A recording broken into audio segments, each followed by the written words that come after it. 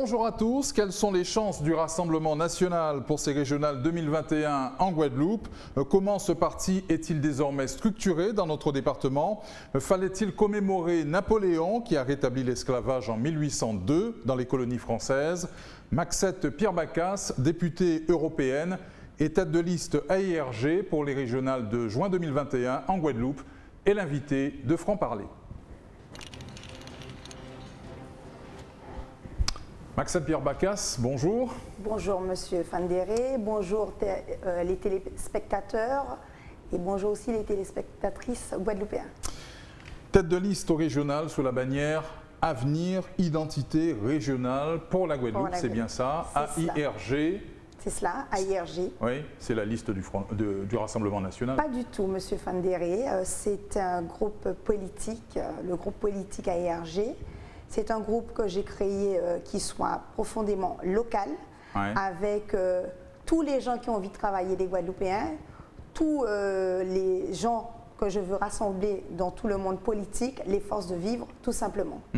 Donc, ce n'est pas le Rassemblement national? Pas du tout. Pas du tout. Alors c'est quoi? AIRG, c'est un groupe vous êtes politique local. Vous êtes députée européenne. Alors, je suis députée sur l'entête du Rassemblement national, mais c'est le groupe Identité et Démocratie au niveau du Parlement européen, qui est le 4e groupe de force au Parlement européen. Et bien sûr, j'ai créé mon groupe local parce qu'aujourd'hui, j'ai voulu, avec d'autres personnes, des forces de vivre, des gens d'autres groupes politiques qui ont voulu qu'on aille au niveau des régionales. Et ils ont choisi que ça soit moi. Très bien. Et donc c'est une manière pour vous de vous écarter un petit peu du Rassemblement national sur le plan local? Pas du tout. Je travaille avec le Rassemblement national, avec Madame Le Pen, qui est au courant que j'ai mon propre groupe politique local. Pour moi, c'était important de faire ce groupe politique local qui est important pour moi parce que vous savez, par rapport à l'Hexagone, nous n'avons pas les mêmes spécificités, nous n'avons pas les mêmes problématiques par rapport à l'Hexagone. C'était important pour moi de pouvoir faire comprendre les gens c'est quoi la politique locale. Important pour moi, avec tous les bords politiques qui sont avec nous justement sur cette liste qu'on va déposer en fin de semaine. Très bien. C'est une manière pour vous de vous affranchir de Rodi Tolassi? Pas du tout, pas du tout. Est-ce que vous auriez pu, ça aurait été plus simple de faire une liste du Rassemblement national? J'ai voulu faire, j'ai toujours dit, et la présidente a toujours été en parfait accord avec moi, Marine Le Pen, de savoir, je l'ai toujours dit, que je suis quelqu'un, je suis une authentique Guadeloupéenne. Et je le redis encore aux téléspectateurs et téléspectatrices que je suis une Guadeloupéenne, d'une grande terre en plus, et qui était important pour moi de faire mon propre groupe politique local. Oui, et avec votre propre groupe politique, aucune difficulté à vous autoproclamer tête de liste? Pas du tout, pas du tout. Depuis une année qu'on est en train de travailler sur ce programme, concernant AIRG, vouloir mettre en place une politique, changer la politique pour moi telle qu'elle est aujourd'hui, une politique qui soit vraiment locale et qui soit vraiment aujourd'hui en faveur de nos Guadeloupéens, du citoyen lambda guadeloupéen ainsi que les Marais galantais, je dis, je ne les oublie pas, les Désiradiens, bien sûr, les Saint-Ouen aussi. Comment les rôles sont-ils répartis, Maxette Pierre-Bacas, entre vous et le délégué départemental du RN? Écoutez, le délégué départemental du RN, il est bien délégué du Rassemblement national. Moi, je suis présidente du groupe AIRG, comme je vous le dis. Quand on va déposer notre liste, ce n'est pas la liste du Rassemblement national, ça va être la liste AIRG, ancrage politique local, avec toutes, on va avoir le centre, des gens du centre qui vont être avec nous, des gens de la droite, et des gens d'autres forces politiques et aussi des forces de vivre aussi qui vont être avec nous. C'était important pour moi aussi sur la liste. Et sur votre liste, il y aura Rodi Tolassi ou pas? Non, pas du tout, Monsieur Tolassi, non. Il me semble probablement qu'il va peut-être normalement départemental, il me semblerait, oui. Ah, vous n'êtes pas au courant? Normalement, il devait aller, mais je n'ai pas regardé la liste aujourd'hui, mais normalement, il devait aller au niveau départemental. Mais on n'a pas de souci. On n'a pas de souci. Vous êtes sûr? Non, pas du tout, monsieur. C'est pas l'impression que vous donnez. Pas du tout, non. J'ai voulu faire cet ancrage. Rodi est au courant, le Rassemblement est au courant qu'on avait cet ancrage politique, tout en travaillant avec Marine Le Pen. Et comme je dis, Marine Le Pen est la seule femme depuis le retrait de Jacques Chirac à pouvoir défendre les Outre-mer, à défendre notre localisme. On n'est pas pour la mondialisation, moi je suis pour le localisme. Je l'ai toujours dit et je le serai toujours. Je suis vraiment pour la Guadeloupe et pour nos dépendances. Vous avez donc déclaré officiellement votre candidature pour ces régionales, c'était le week-end dernier. Avec qui pour vous accompagner dans cette bataille? Quelques noms? Quelques noms, j'ai déjà M. Parent-Germain, qui est quand même quelqu'un qui est compétent pour l'eau. J'ai aussi quand même M. Yerbé qui est avec nous. J'ai des gens aussi des forces de vivre, des gens qui sont marins-pêcheurs, des gens qui sont dans des associations. J'ai des gens qui sont dans le monde du BTP. J'ai aussi des socioprofessionnels. J'ai aussi quelqu'un de l'UDI, aussi M. Faro, qui va être sur ma liste. On a M. Combronne et que je vais soutenir en tant que liste AIRG qui est au canton des Abîmes. Nous avons aussi des gens aussi, qui sont aussi du Gosier. On a Mme Massias aussi que je vais soutenir aussi pour la liste des départementales. Voilà un petit peu travailler parce que ces gens-là aussi ont voulu aujourd'hui de changer ce clivage politique qu'on a dit. Il faut nous changer, là. Telle qu'elle est aujourd'hui, pour moi, cette politique n'est pas appropriée pour les Guadeloupéens. Le Guadeloupéen aujourd'hui veut être ce qu'il est. Et là, je ne trouve pas qu'ils y sont. Ça veut dire développer le localisme, développer l'agriculture, la formation, l'équilibrage territorial. Et moi, je ne le sens pas. Je ne le sens pas, moi, en tant que Guadeloupéenne. Et les gens qui sont venus m'ont rejoint par rapport au programme qu'on va mener pour ces régionales. Très bien, on parlera de programme d'ici quelques instants. À vous entendre, l'équipe sortante à la région a failli à tout point de vue. On a entendu votre discours de candidature. Écoutez, moi, chacun sa politique. Aujourd'hui, je vois au niveau de la politique, moi je suis député européen, je vois que nous n'avons pas d'encadrement sur cet article 349 concernant tout confondu les artisans, les exploitants agricoles, les petites exploitations familiales, les artisans, d'autres chefs d'entreprise. Je trouve que l'encadrement au niveau de la région n'est pas assez encadré par la région. Ça veut dire que nous n'avons pas...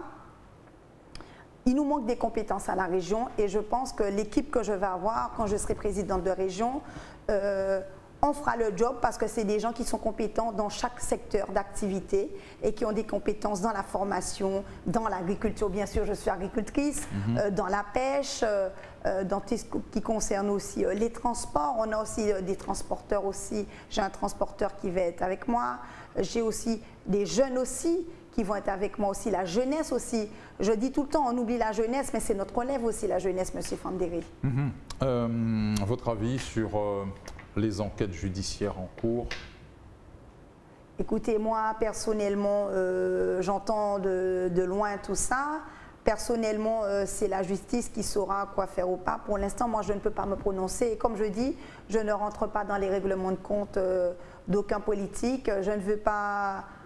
parce que le politicien a un problème de faire des règlements de compte. Je ne suis pas pour ça. Aujourd'hui, je le dis tout le temps, pas un règlement de compte, en ville pour travail en tant que Guadeloupéenne, tout simplement. Ce n'est pas bon pour toute la classe politique, ce qui se passe en ce moment? Écoutez, moi j'entends comme vous, puisque bon, je ne suis pas journaliste, j'entends comme vous, j'entends qu'il y a eu des enquêtes qui sont menées, mais concrètement, on ne sait pas où ça va aller, mais bon, moi personnellement, je ne rentre pas dans tout ça. Voilà. Je ne vais pas parce que c'est quelqu'un mon opposé, l'opposition, que je vais faire des règlements de compte avec qui que ce soit avec le président sortant. Je ne suis pas pour ça. Je suis là pour travailler et trouver des solutions pour les Guadeloupéens quand je serai présidente de région avec mon équipe. Que proposez-vous concrètement aux électeurs guadeloupéens? Quels sont les axes forts de votre programme? Écoutez, je l'ai dit. Parce que ça fait un an que vous travaillez. Oui. Donc ça fait un an que vous saviez que... Non, pas du tout. Ça fait un an que je travaille avec l'équipe qui est avec moi, mais je ne savais pas que c'était moi qu'on voulait qu'il y aille. On m'a dit, Maxette, nous sommes femmes fortes, nous sommes femmes ou qu'à parler, il faut que ce soit toi qui y aille. J'ai dit, écoutez, si vous voulez, pour la Guadeloupe, comme je dis, la Guadeloupe a besoin de ses enfants. Je suis un enfant de la Guadeloupe, c'était important pour moi que mon groupe politique m'a demandé d'y aller, des gens de tous les secteurs qui me connaissent. Eh bien, j'ai dit, écoutez, si on veut pour aujourd'hui aider la Guadeloupe telle qu'elle est aujourd'hui, économiquement, qui est axifiée aujourd'hui, vous allez parler de programme, Monsieur Fendéré. On n'a pas fini le programme puisque j'ai d'autres personnes qui veulent affiner le programme. La semaine prochaine, on va finir le programme. La presse saura le programme qu'on va mettre en œuvre parce que c'est des gens compétents. Chaque personne a ses compétences dans ce programme. Mais déjà, je vais vous parler un petit peu en gros. Je ne vais pas finir, mais en gros, vous dire un petit peu notre idéologie, nos axes de priorité au niveau régional. Déjà, ça va être l'eau, parce que moi, je trouve ça aujourd'hui anormal aussi. Et c'est pour ça, monsieur Germain Parent m'a rejoint, parce qu'il sait comment je me bats au niveau du Parlement européen par rapport à l'article 168 concernant l'eau et le chlordécone. Moi, je trouve ça anormal aujourd'hui, moi, en tant qu'antillaise, en tant que Guadeloupéenne, que nous pas ni de l'eau en robinet en nous. Ce n'est pas normal. Nous avons des problèmes d'assainissement, nous avons des problèmes au-delà de l'eau. Et pour moi, c'est vital l'eau. Non seulement c'est vital, mais quand on se réveille le matin, on a besoin de l'eau pour se laver, on a besoin de l'eau. Pour moi, c'est plus de nécessité. On n'aurait pas encore, comme on dit, l'électricité. On aurait dit, nous mettons bougie, mais là, on n'a pas de l'eau. L'eau, c'est important. C'est pour ça aussi, M. Parent m'a rejoint. Il m'a dit, Madame Pierre Bacas, je rejoins ta politique. Ça fait plus d'un an que je travaille avec M. Parent sous l'eau, mais il faut savoir, M. Parent, on se connaît depuis des années, puisque M. Parent, c'est un syndicaliste, c'est quelqu'un qui connaît les problèmes au niveau de l'eau, on s'est rencontrés, on a échangé, je connais un petit peu comment M. Parent défend les citoyens lambda par rapport à l'eau, et c'est ce que je trouve en lui, sa sincérité pour les Guadeloupéens qui ont des problématiques dans l'eau. C'était important pour moi. Nous allons parler aussi du fameux localisme sur l'agriculture.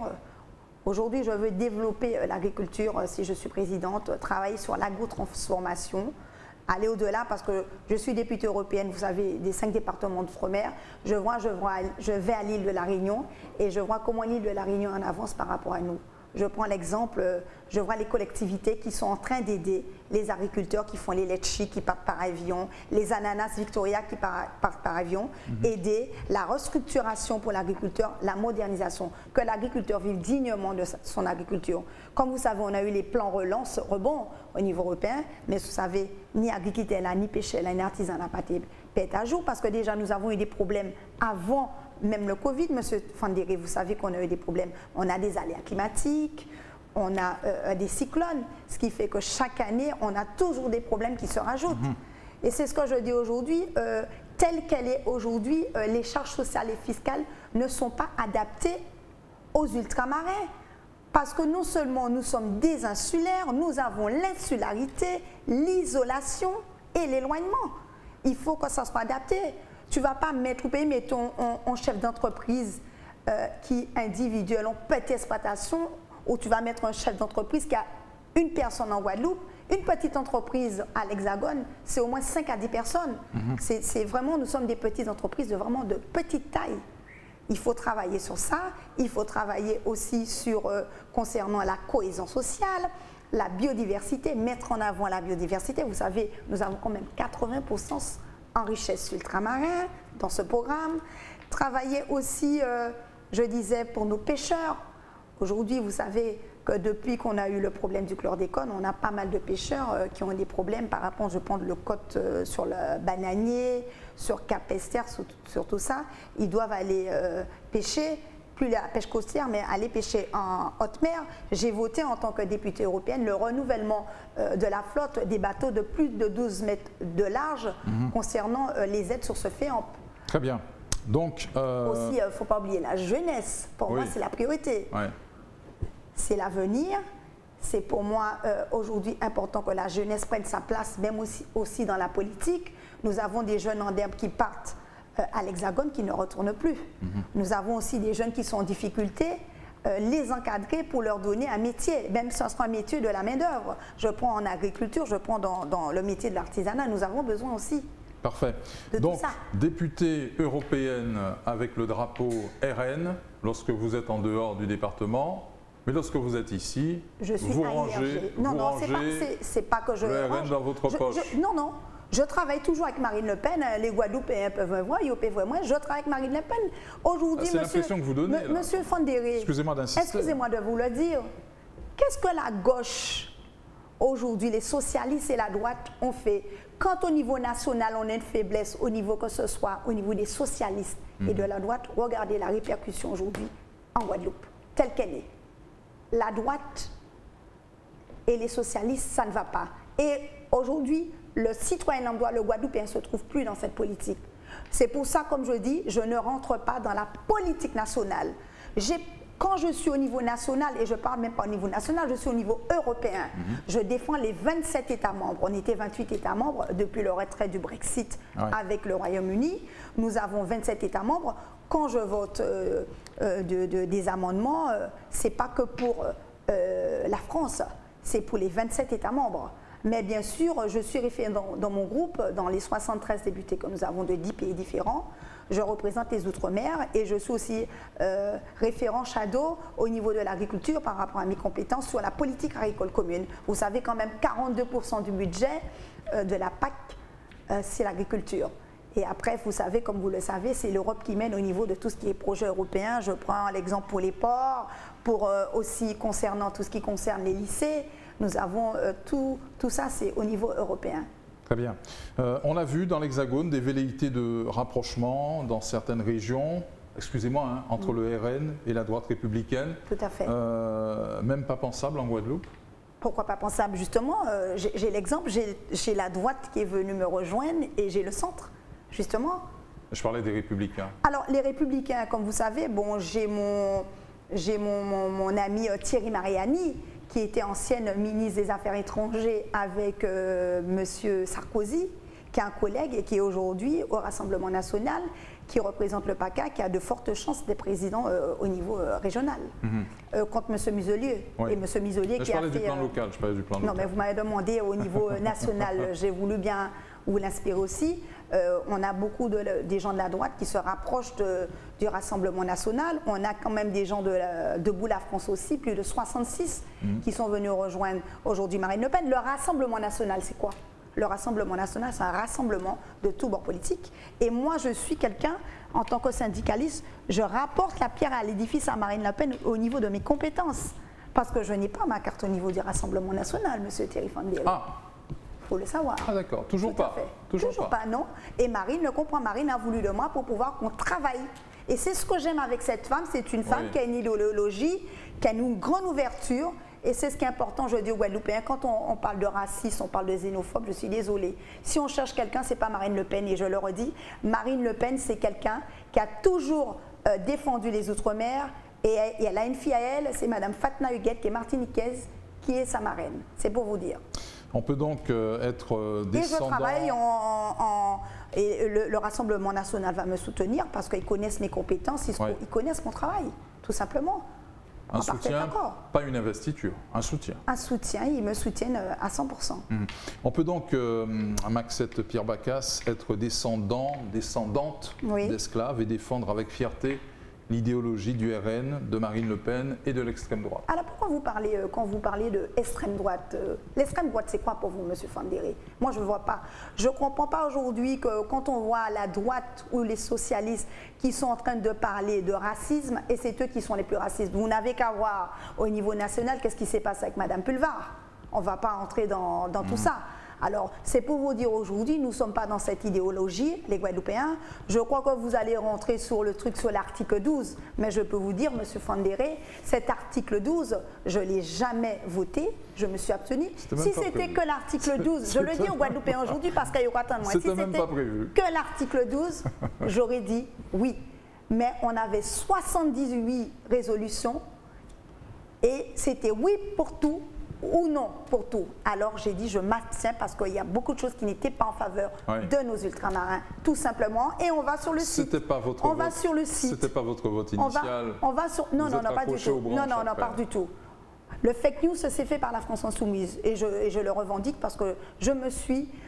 J'ai toujours dit la vérité. Et vous allez sur le Parlement européen, vous cherchez Mme Pierre Bacas, députée du groupe Identité et Démocratie, et vous allez voir mon explication de vote. Donc on peut être descendante d'esclaves et défendre l'idéologie RN. Mais pourquoi l'idéologie RN? Pourquoi vous me parlez du RN? Déjà, on est pour les régionales, je ne vais pas entrer aujourd'hui concernant le RN, mais tout ce que je peux dire, le Rassemblement national, au contraire, regardez, je suis la seule députée qui a été élue au niveau du Rassemblement national, Marine Le Pen a pris la seule petite Guadeloupéenne, Madame Pierre Bacas, pour défendre les Outre-mer, apporter les couleurs des Outre-mer au Parlement européen. Moi, je suis fière et je dis merci à Madame Le Pen parce qu'aujourd'hui, je suis au Parlement. Il y a beaucoup de gens qui ne connaissent même pas c'est quoi les ultramarins. Parce que vous savez, hein, on a 9 régions ultrapériphériques, Monsieur Fandéré, dont nous en avons 5 au département français, 2 les îles Canaries, 2 l'Espagne. Vous avez plusieurs pays qui ne savent même pas c'est quoi les Outre-mer. Ouais. Et c'était important aujourd'hui de pouvoir défendre les départements d'outre-mer. Les régions ultrapériphériques dans l'Europe sont quand même bien identifiées, bien connues. Hein. Je ne suis pas d'accord avec vous. Hein. On n'a pas d'équité quelquefois. Ce n'est pas les mêmes aides. Si on ne se bat pas quelquefois, ce n'est pas évident. Je prends l'exemple de l'agriculture sur le PCI. Je pense aussi à la pêche traditionnelle que je me suis battue avec mon groupe, avec d'autres députés de d'autres pays pour pouvoir gagner ces aides pour les pêcheurs. Parce que je le dis parce que bien souvent, j'entends au niveau régional qui disent qu'ils ont gagné, qu'ils ont voté, que c'est leur argent. Ce n'est pas l'argent de la région, hein, c'est l'argent du citoyen lambda guadeloupéen qui a. Parce qu'il faut savoir que nous, les Guadeloupéens et la France, nous donnons plus d'argent à l'Europe qu'ils nous donne. Il faut le savoir. Hein. Voilà. Parfait. La France, Maxette Pierre Bacas a eu raison de commémorer Napoléon alors qu'il a rétabli l'esclavage dans les colonies en 1802, dans les colonies françaises. Oui. Écoutez, Napoléon, comme on sait que Napoléon, ils ont toujours commémoré au niveau de l'Hexagone. Moi, je dis personnellement, l'histoire qui m'intéresse pour moi, c'est l'histoire d'ici. Ce n'est pas l'histoire de Napoléon. C'est important pour moi de fêter l'esclavage parce que nous, quand même, comme je dis, hein, on a 2 origines en Guadeloupe qui ont connu quand même dans les champs de canne, c'est les Indo-Guadeloupéens et les Afro-Guadeloupéens. C'est à pouvoir défendre et puis commémorer pour moi, comme en décembre, le 24 décembre, les premiers arrivés des Indiens, et on a aussi l'esclavage, c'était important. Je ne dis pas pour Napoléon que je suis contre, mais moi, ce n'est pas la priorité. Pour moi, c'est en tant que Guadeloupéenne, fêter nos fêtes qui sont vraiment locales, M. Fandéré. Très bien. Tout simplement. L'immigration est bien maîtrisée en Guadeloupe ou vous en appelez à plus de fermeté de la part des autorités? Alors moi, je dis, je ne suis pas contre l'immigration, mais je veux quand même qu'il y ait l'immigration qui soit contrôlée. Pourquoi? Parce que vous savez, je visite pas mal de pays en tant que député européen. Je vois le Danemark, je vois quand même la Suède. Ils ont les immigrés, mais l'immigration est contrôlée. Et c'est ce qui est important pour moi. Parce que moi, je suis dans l'agriculture. On est bien content d'avoir la main-d'œuvre haïtienne. C'est important. Mais il va falloir régler les personnes qui sont en situation irrégulière avant tout, avant que d'autres personnes rentrent dans le pays pour pouvoir régler ces situations parce qu'on a des gens, ça fait plus de 5 ans, 10 ans qui n'ont pas de papier. J'ai rencontré un monsieur qui est d'origine haïtienne qui me disait que les enfants sont nés à Saint-Martin en Guadeloupe et les papiers ne se sont pas faits et la maman elle retourne et les enfants sont là. Je pense quand même il faut être humain quand même. On n'est pas contre l'immigration, que ça soit contrôlé et puis aussi que l'argent aussi reste en Guadeloupe pour l'économie guadeloupéenne, c'est important pour moi aussi. Et puis aussi la priorité aussi pour donner aussi le logement aussi à nos Guadeloupéens aussi avant tout, c'est important. Que dites-vous pour terminer aux planteurs de Marie-Galante et à la filière canne? Alors déjà, j'étais à Marie-Galante il y a 15 jours pour soutenir les planteurs marie-galantais. Il y a plus de 1863 planteurs, il faut le savoir quand même. Pour moi, Grand-Anse, c'est le poumon économique de Marie-Galante parce que quand même 80% des Marie-Galantais canaillent à la main au pays. Et je sais qu'aujourd'hui ils ont mis un moyen logistique pour que la canne parte à Gartel. Mais comme j'ai dit maintenant aujourd'hui aux planteurs de canne que j'ai rencontrés, va falloir aussi que quand même qu'ils prennent vraiment des critères que la canne soit prise par rapport au KU, par rapport à la richesse qui soit à peu près à 9,30 de richesse. Les cannes, les 3550 tonnes de cannes qui ont été coupées et qui sont restées plus de 17 jours, qui soient indemnisées. Et aussi les 2550 tonnes qui étaient dans les parcs aussi, qui n'ont pas pu être broyées, qui soient aussi indemnisées. Et que le reste, qui soit payé correctement. Et j'ai su que la région s'occupe de tout ce qui concerne au niveau logistique pour le bateau et tout ce qui concerne au niveau terrestre, qu'une partie le conseil départemental prend. et le reste après de voir avec l'usinier qui prenne en compte. Parce qu'aujourd'hui, quand on a dit, à pas jouer de la planter Marie-Galante, des pays conséquences à l'usine là. C'est pas normal ça. Et je dis aujourd'hui, j'espère que M. Caillard a pris bien une bonne décision de pouvoir signer un papier, parce que j'ai eu le président de l'UGAN, M. Cyril Mathieu, pour expliquer qu'on est sûr qu'en 2021 qu'ils vont redémarrer l'usine, parce qu'ils ont déjà fermé quand même l'abattoir et on a quand même l'hôpital. Il ne faut pas encore qu'ils ferment quand même l'usine de Marie-Galante, parce que pour moi c'est important. Je suis une Grande-Terre, je l'ai connu qu'on avait promis d'ouvrir l'usine de Beaupeur et pas on veille après. Très bien. Et regardez l'état du Nord-Grande-Terre, on avait l'usine de contreplaqué, on avait le CGT, tout ça s'est fermé. Je l'ai vécu en tant que fille du Nord-Grande-Terre et fille d'agriculteur et agricultrice. Voilà. Maxette Pierre-Bacas, merci d'avoir été notre invité dans Franc-Parler. Merci. Merci à vous de nous avoir suivis. On se retrouve dès demain pour une nouvelle émission. L'actualité continue sur Éclair FM TV.